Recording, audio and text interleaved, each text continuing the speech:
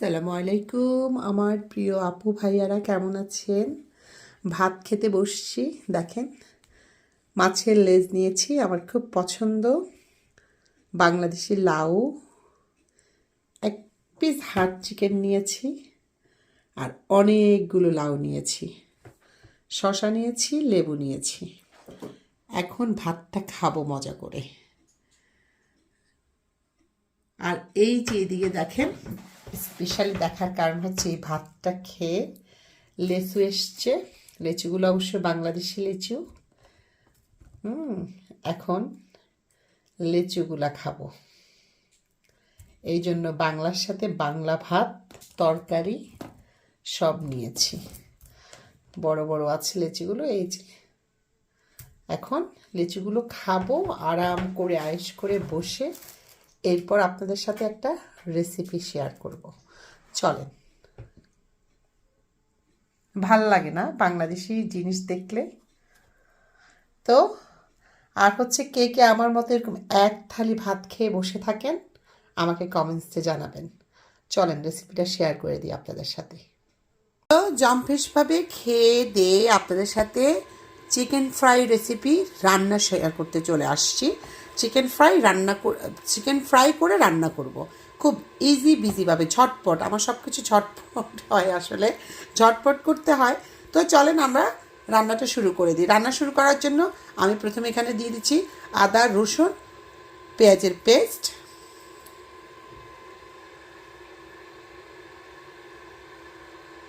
দিয়ে দিচ্ছি লবণ পরিমাণ মতো, দিয়ে দিচ্ছি ধনিয়ার গুঁড়া পরিমাণ মতো, একটু বেশিই দিব। এখানে মশলার পরিমাণটা বেশি দেওয়ার চেষ্টা করবেন, কারণ হচ্ছে আমরা যখন ফ্রাই করি মশলাটাগুলো কিন্তু ঝরে তেলে পড়ে যায়। এই জন্য মশলার পরিমাণটা সবসময় এই ধরনের রান্নায় বেশি দেওয়ার চেষ্টা করবেন, আমিও বেশি দিই। এখন দিয়ে দিচ্ছি হলুদের গুঁড়ো, এখন দিয়ে দিব গরম মশলা, এখন দিয়ে দিচ্ছি জিরার গুঁড়ো, এখন দিয়ে দিব মরিচের গুঁড়ো। এগুলো সব কিছু দেওয়া শেষ হলে আমি এগুলো ভালোভাবে একসাথে মাখিয়ে নিব। এই যে আমি এটা হাতের সাহায্যে ভালোভাবে মাখিয়ে নিচ্ছি। এখন মোটামুটি মাখানো হয়ে গেলে আমি এখানে দিয়ে দিব টক দই। আমি এখানে 3 টেবিল স্পুন টক দই ইউজ করব। এই যে দইটা দিয়ে আমি আবার ভালোভাবে চিকেনের সাথে মিশিয়ে নিচ্ছি। আসলে যারা পাকা রাঁধুনি তারা অবশ্যই বুঝতে পারবেন, আমরা যখন হলুদ, মরিচ মানে সব মশলাগুলো দিয়ে যখন একসাথে দইয়ের সাথে মাখাই, তখন কিন্তু আমাদের যে হলুদ মরিচের যে মিক্সারটা, সেটা কিন্তু প্রপারলি চিকেনের সাথে আমার কাছে কেন যেন মনে হয় যায় না। তো এই জন্য আমি সবসময় দইটাকে একটু পরে মিক্স করি। তো আমি এগুলো ভালোভাবে আবার মাখিয়ে নিচ্ছি। সবগুলো চিকেন মাখানো আমার হয়ে গেছে। এখন আমি চিকেনগুলোকে একে একে তেলে ফ্রাই করে নেব। করার জন্য আমি এখানে ফ্রাই প্যান দিয়ে দিয়েছি। আমার এই তেলটা অবশ্য আগে ইউজ করা তেল। আমি এই তেলে চমচা অথবা চিকেন নাগেট এরকম কিছু একটা ভেজেছিলাম। আমি আগে ভেজে তেলগুলো কিন্তু ফেলে দিতাম, কিন্তু আমার মা বলছে না, এই তেল ফেলবে না, এই তেলে ভাজবে এই তেলে ভাজলে কিছুই হবে না। তো যাই হোক, আমি এখন চিকেনগুলো একে একে তেলে দিয়ে দিচ্ছি।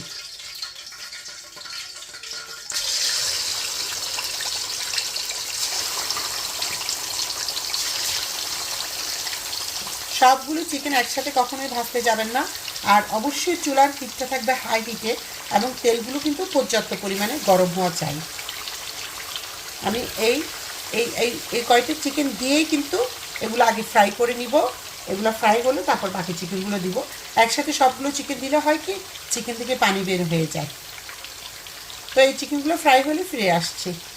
চিকেনগুলো খুব সুন্দর করে কিন্তু ফ্রাই হচ্ছে। অবশ্যই অবশ্যই চিকেনটা আপনারা অতটুকুই ফ্রাই করবেন যতটুকু ফ্রাই হলে সেই চিকেনটা ফুললি খাওয়া যায়। এই যে আমার চিকেনগুলো অলমোস্ট ফ্রাই হয়ে গেছে। এখন আমি একে একে চিকেনগুলোকে উঠিয়ে দিব।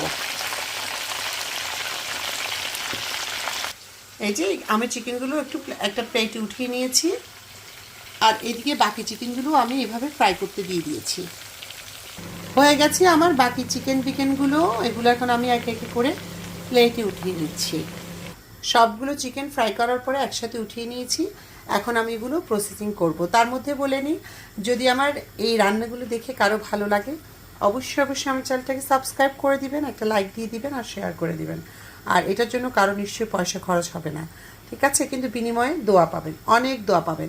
আমি তো যখনই সত্যি কথা দেখি আমার চ্যানেলটার একটা সাবস্ক্রাইব রয়েছে, আমি তখনই আল্লাহর কাছে দোয়া করে দিই, হে আল্লাহ পাক, এই আমি যে বান্দা অথবা বান্দি আমার চ্যানেলটাকে সাবস্ক্রাইব করে দিল, আল্লাহ তুমি তার মনের সব নেক ইচ্ছাগুলো পূরণ করে দাও। যাই হোক, এখন আমি ফ্রাই করা চিকেনগুলোকে বসিয়ে দিচ্ছি।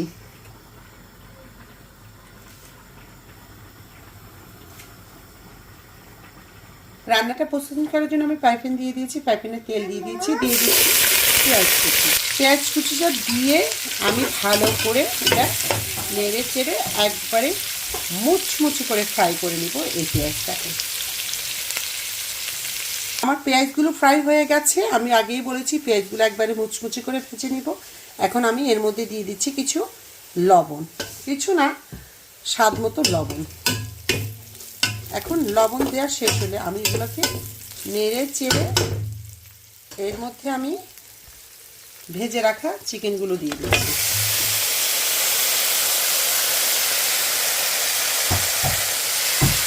এখন আমি চিকেনগুলোকে ভালো করে এই পেঁয়াজগুলোর সাথে, ভাজা পেঁয়াজগুলোর সাথে মিক্স করে নিচ্ছি।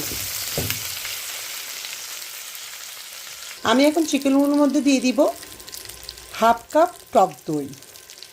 টক দই দিয়ে আমি এখন টক দইটা চিকেনের সাথে মিক্স করে নিচ্ছি।